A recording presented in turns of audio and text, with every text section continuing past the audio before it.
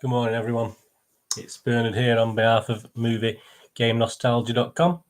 It's Wednesday, the 9th of October, so it's a look at what's coming to the UK cinema this week. There's three main releases and one limited release. You find a lot of these limited releases, they suddenly appear on DVD quite quickly after. They don't have a long run at the cinema.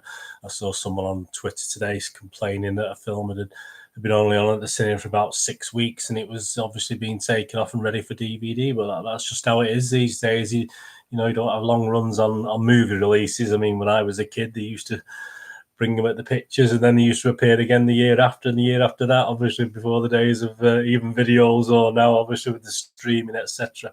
And there's so many people to make money out of this, the distributors and the various companies and the streaming companies, etc. have all got to make their little bit of money, haven't they? So they don't stay long at the cinema, obviously, do they?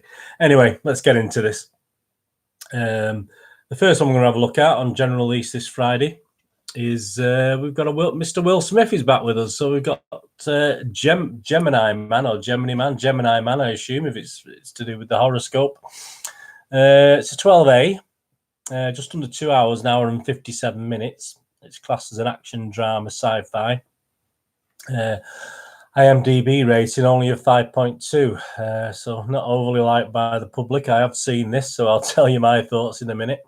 An over-the-hill hitman faces off against a younger clone of himself. Stars Mary Elizabeth Winstead, Will Smith, Clive Owen. I mean, the IMDb rating is 5.2. If you look at the Metascore rating, which is obviously all the critics, it's a very pitiful 3.6 out of 10, and they go down to a variety with Peter de Bruges. Gemini Man is a case in which an awful lot of effort has gone into making an awfully lazy action movie. Hollywood Reporter Stephen Dalton: the disappointing end result feels less than the sum of the talents involved. A weak script and thin, high-concept plot, only just held together by smart visual wizardry. So, not a lot of love. And the highest mark is only 5.8 from IndieWire. Once Lee, I think obviously talking about Ang Lee, the director, establishes what he can do with technology in Gemini Man, and it's a lot, it becomes difficult to refocus emotion onto anything more human by multiplying life. Gemini Man too often merely dilutes it. So a 3.6 out of 10 score on Metascore, which is looking at all the various critics reviews. Look at a couple of user reviews, which is obviously you and me. I mean, I'm not a critic. I just watch films because I enjoy films. User reviews. This is one from Elect H. Allen. This was posted on the 3rd of October. I was excited to see a preview of this based off the trailers. It looked like it had such a promising premise. Well, don't they all off the trailers? But that premise is wasted by poor writing and stilted dialogue. I didn't realize this was written by Benoff himself until after I saw the movie. But looking back on it, it makes a lot of sense. This is exactly the kind of schlocky writing and stupid characters any fan of GOT has come to expect after season 8. I can feel the Well-X character kind of forget about why throughout the plot. David Benioff strikes again with a 3 out of 10, so that Amon Starrett didn't like it. 2 words, 1 out of 10. David Benioff. So obviously David Benioff's not getting a lot of love out there, is he? So we're all going 5 out of 10, 2 out of 10s. I'll finish on a 7 out of 10 here. There's obviously we need some positivity, don't we? So that's it here. I'm some kind of Gemini man. I was lucky enough to be invited. This is by Nick Joe 1998, posted on the 1st of October. I was lucky enough to be invited to a premiere screening of the film. It's a technical feat. Youngest Will Smith is probably the best looking CGI de-aging effects I've seen in the film. Yeah, I mean, I was thinking it was his son. I mean, I was just totally wrong, obviously, but when I was watching it, I hadn't read up anything on no preconceptions or anything, and I just thought they'd asked his son to play the role. So anyway, it's a CGI Will Smith. The cinematography was really well done. Yes, it is, and there's some interesting shots, especially one panoramic shot of a train whizzing by. And shots hold for much longer than the typical action film, often showing impressive long take shots. Just excuse me just a moment.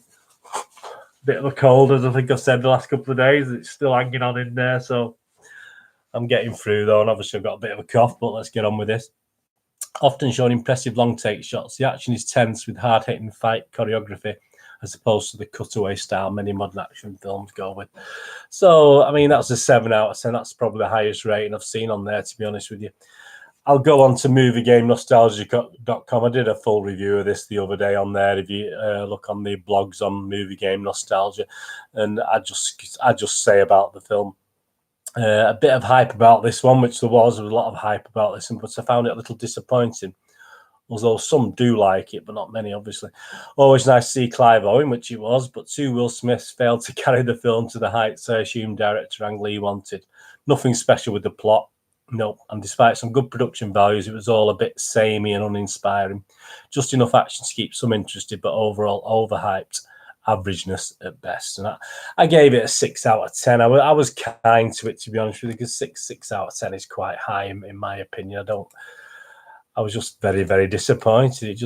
I just expected a lot more. I mean, I'd seen the trailers; it looked quite exciting, but it just totally missed on many points. And I'm not alone. I'm with those scores, an average of 5.2 on IMDb, obviously, which isn't much higher than what the critics give it. So, if you like Will Smith and you like an action film, go and watch it. But there's a lot of problems with that film. I was very, very disappointed. Let me know what you think if you go out and watch it. Anyway, if you go to the cinema and watch it, or wait for DVD, and it won't be such as probably as painful financially wise, will it? If you wait for the DVD anyway. So on to something a little bit lighter now. The next release I'm going to look at is a family film, obviously a kids' film. Abominable. Brand new film, getting a good rating on IMDb. I will say now it's got a higher rating than perhaps I gave it, to be honest with you. I wasn't overly impressed. I've actually seen Toy Story 4 and The Secret Life of Pets 2 recently, and to be honest with you, this of the three, this was probably the most that I enjoyed the least. It's a U rating, 1 hour and 37 minutes, too long, far too long, a good 15-20 minutes too long in my humble opinion. Animation, adventure, comedy. A magical Yeti must return to his family. Directors Jill Coulton, Todd Wilderman, and stars the voices of Chloe Bennett, Albert Sy, Tenzing Norgay Trainer, and obviously many, many, many, many more.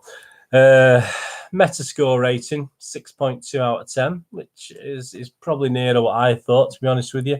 That ranges from the top rating from the San Francisco Chronicle of Peter Hartlob. Abominable delivers all the notes you expect from family-friendly animation these days, and thankfully a little bit more. Excuse me. So we enjoyed it. Going down to the bottom, Roger Ebert, Brian Tallerico, that's something I always look out for. It sometimes feels Scrooge-like to come down on a sweet and simple film like this one, but kids can get bored too, and they will here. That's what I say. I just think it's too long and there's not enough in it. Variety, Amy Nicholson, the journey is wondrous for the characters, less compelling for the audience. Yeah, I mean, these animations work for me if you like the characters, if the characters are likable. I didn't really. I mean, the snowman, the obviously Abominable. If you've not seen anything on it, obviously it reverts to the abominable snowman.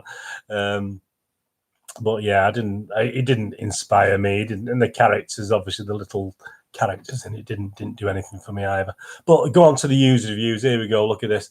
I mean, this is where I'm probably totally in the wrong. I'll have a look by review date. So Craig Doolin, 9th of October, 6 out of 10. Tries hard but doesn't quite get there. I watched this with my 3 kids over the school holidays, and it's certainly passable entertainment. Firstly, it looks good, which it does. Quality of animation is terrific, though somehow it's not visually spectacular. Technically proficient, but lacking in imagination. It's a shame. A field trip through China should provide great visuals. Not overall, it was a bit dull to look at. Yeah, I mean, I wasn't much different to him. 6 out of 10, I have to agree. But then you get a 10 out of 10. I love it. It's good. I hope everyone can see it, not get it on DVD because it's cute, funny, and frightening a little bit. Well, I don't know what, like 10 out of 10. I mean, as I say, I don't really 10 out of 10. Nothing's worth 10 out of 10. The best cartoon. This is the best cartoon I've ever watched. I really love it. 10 out of 10. 8 out of 10. A little bit more reasonable. A very entertaining fantasy adventure. The trailer for Abominable did not give much away, nor did it help in knowing what to expect. However, it is a brilliant fantasy adventure about a group of kids out to help a Yeti called Everest return home. And that's what it is. It's all right. I mean, I won't say. I mean, I'll go into the moviegamenostalgia.com, my little review on this. Abominable 2019. Another child and family-friendly effort from Dreamworks, although much better than a couple of their recent efforts. This one, again, does not blow you away. Cute, cuddly, misunderstood monsters are usually a safe bet, which they are, but sadly the story offers nothing new, and even kids, and definitely their parents, will find some of the film pretty boring, which obviously I'm reflecting on what that other guy also said before, the critic said. The villains are not much to shout about, and neither are the motley band of heroes. Laughs are few and far between. Yeah, I didn't enjoy it. I'm an old fart, obviously, but I try and put my young kid's head on for these films. Nothing new on offer here for children of any age, but some love out there. So my score reflects this, yeah. And I give it 6.5 out of 10. And I give it 6.5 out of 10 because I know there are people out there who took the kids and the kids enjoyed it. So I can't really say much more about that, can I? I mean, I think 6.5 out of 10 is pretty good. But as I said, it's too long. It's too long. I think kids will get a little bit bored with it, to be honest with you. I might be wrong. Take your kids. Let me know in the comments what you think. But it's not Dreamworks' best offering by a long way. The next one I've got is on a limited release, and it looks quite good from what bits I've seen of it and what I've read about it. It's a film called American Woman, and this will probably be on DVD very quickly, actually, so you can always wait for that. But it is on at some cinemas. It's a 15 rated, 1 hour and 51 minutes, a drama. A woman raises her young grandson after her daughter goes missing. So it's a good, obviously, genre. It's something we've seen before, isn't it? Christina, Hendricks, Aaron Paul, and Sienna Miller. Sienna Miller is getting some good feedback for her role in this. Critically, it's done very, very well. It's getting a 6.8 out of 10 on Metascore. The lowest scores down there from the San Francisco Chronicle, Carl Mayer. The relentlessly downbeat drama American Woman is a star vehicle that lets Sienna Miller, American Sniper, HBO's a girl, really show what she can do, but she does too much. So he's only giving it 5 out of 10 purely because it's a vehicle for Sienna Miller there, and obviously it doesn't quite hit the heights. Top ratings, 8 out of 10 Los Angeles Times, Kimber Myers, American Woman or Women or Woman at once reveals its soft underbelly while landing a surprisingly effective punch to the gut, largely thanks to Miller's deft performance. So they like it. Austin Chronicle gave it 7.8 out of 10. 7 out of 10, The Hollywood Reporter, John Defoe.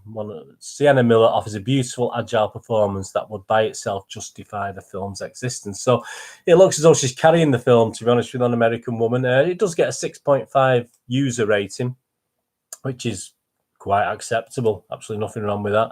I'll look at a couple of reviews on there. 9 out of 10, insanely good. This is from Helen Catherine Taylor on the 4th of October, so recent. So if you like fast-paced action, don't bother. If you like sublimely acted, well-paced, brilliant character development, please give this a watch. This isn't a film about a mother trying to find her daughter. This is about an incredible journey of one woman, and watching Sienna Miller's character develop over the course of this film is breathtaking. I cried a lot, and I rarely cry watching films. There is something incredibly authentic about the film that draws you in, leaves you feeling as if you were some way involved in the lives of these characters. Bravo. So there you go, 9 out of 10. Really enjoyed that. 8 out of 10 good. 5 out of 10 soap opera. So they didn't like it. Beautifully made movie. 10 out of 10. Thank you for this film. 5 out of 10 disappointed. Great acting. Sienna Miller is sensational. Sadly, all the way through the film, you are wanting or expecting something to happen, and nothing does. Nothing happens. So I think we can tell by that review. It's one you're going to have to watch yourselves, isn't it? And go out and make your own judgment on it. There's a lot of positivity about Sienna Miller, which some people are talking awards, etc., etc., etc. So if you do like Sienna Miller, I wouldn't put you off going to watch that. Seek it out and try and watch it. I mean, I would personally wait to a few weeks for the DVD to come out and have a look on there. As I say, I've only managed to see the trailers, but it does look quite good on the trailers that I've seen. And to finish off today, this one, a bit more general release. This one, again, it's a little bit limited, and it's probably the weirdest film of the week in my thoughts, anyway, of the ones I've seen this week. And it's called The Day Shall Come. It's a 15 rating. Just excuse me just a moment again. An hour and 27 minutes. Classed as a comedy and crime drama. It's only getting a 5.6 rating on the Internet Movie Database from the users. It's about an impoverished preacher who brings hope to the Miami projects. He's offered cash to save his family from eviction. He has no idea his sponsor works for the FBI, who plan to turn him into a criminal by fueling his madcap revolutionary dreams. It's directed by Christopher Morris, who obviously is getting a lot of comments about this film. Stars Andrel McPherson, Miles Robbins, Marchánt Davis. Yeah, there's a couple of familiar faces in this. Metascore rating 7 out of 10. The critics love it. I expected that, actually, having watched the film. I didn't expect the critics to like it because it's a bit quirky, and critics usually like a quirky film, don't they? But the lowest rating is 5 out of 10 by Slant Magazine's Stephen Scaife. This film is aimless, albeit sometimes funny. Yeah, I mean, I did find it funny, but yeah, I can't disagree with that, actually. Chronicle of absurd behaviour and government ineptitude. Well, there you go. But then you go up to the top. So you get The Guardian, Benjamin Lee from The Guardian, 8 out of 10. Morris handles, again, Morris, the director, handles a delicate balancing act with unexpected ease. The work of a satirist with so much to say, yet with an awareness that saying less leads to so much more. Another 8 out of 10, The Hollywood Reporter, John Defoe. The film represents another leap forward for Morris. Yeah, I mean, there's a lot of positivity out there from the critics for Christopher Morris. Is it Chris Morris he likes to be called, I think. Just have a look at the user reviews. I don't think there's too many of those at the moment.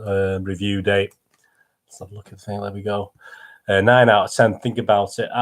This is Ivan Benchik. After watching the movie, I'm starting to think that all these bad comments are coming from the FBI. So there's a bit of negativity. 5 out of 10. Funny because of how dumb it is.